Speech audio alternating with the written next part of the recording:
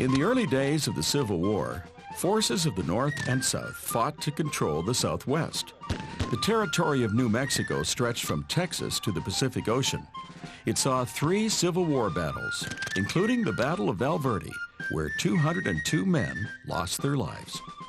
During the first year of the Civil War, the Confederacy was making a concerted effort to gain control of the Southwest, partly for its mineral resources, but even more importantly, to expand its boundaries considerably, to make it considerably more difficult for the Union to maintain a successful blockade.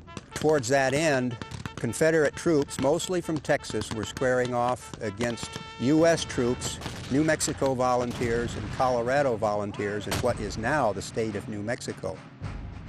The only battle fought in what we now know as Arizona occurred at Picacho Peak between Tucson and Phoenix.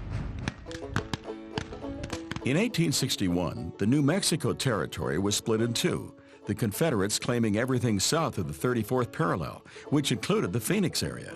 They named their new territory Arizona. Arizona's capital was Mesilla, which was north of present-day El Paso. In February of 1862, Confederate troops were received with open arms in Tucson because they provided protection from Indian raids.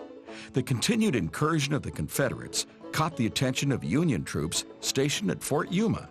There were 1,800 volunteer U.S. troops stationed at Fort Yuma, which is just across the river from the town of Yuma, across in California. And to forestall further advances by Confederate forces, they started moving eastward up the Gila River, and one of the stopping places was the Pima villages near what's now Sackatone, and then on down this way. This was a major thoroughfare called the Gila Trail by many historians. Anybody going from east to west or west to east came this way. In mid-April, Union troops headed towards a thoroughfare squeezed between two mountains named Picacho Pass.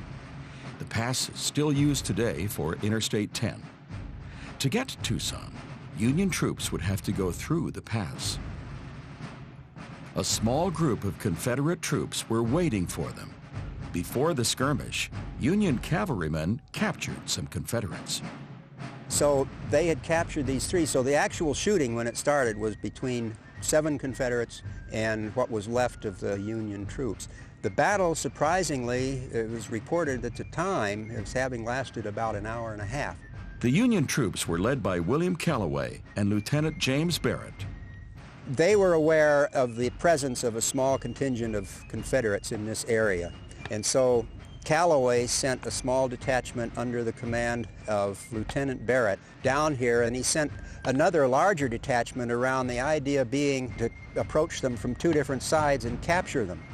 For some reason, the larger of the 2 contingents never made it to this site in time, so Lieutenant Barrett, against the advice of his scout, led his men on horseback into what was then described as a mesquite thicket. Having done that, they were basically ambushed. One of the reasons for that is that being a mesquite bosque, it probably provided considerable protection from the bullets. What ultimately happened, if you're just talking about injuries and body counts, probably you could say that the Confederates won the Battle of Picacho Pass. The battle was the furthest west of the Civil War. The South may have won the Battle of Picacho Peak, but soon thereafter, they lost the war for control of the New Mexico Territory.